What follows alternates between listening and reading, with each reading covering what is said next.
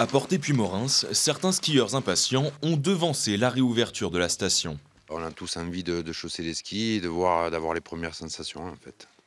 Et là, d'avoir un peu les pistes rien que pour soi. Ah ben là, on peut pas rêver mieux, hein. C'est pas les pistes, c'est la montagne pour soi. La station est la première des Pyrénées à rouvrir ses portes dès ce week-end.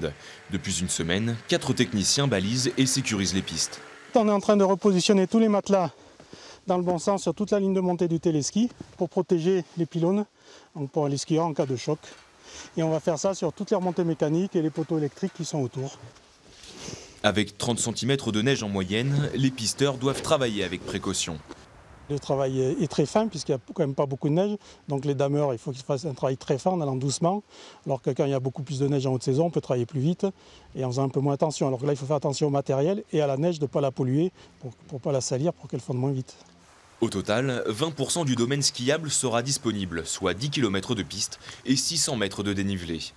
C'est la deuxième année de suite que Portet-Puymorens s'ouvre aussitôt.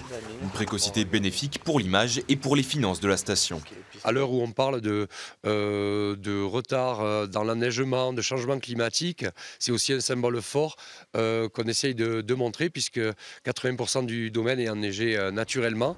Et puis après, d'autre part, quand la station reprend, c'est toute l'économie d'une vallée qui se remet en route. Donc là, c'est vraiment aussi un signe fort pour la reprise de l'économie dans la vallée.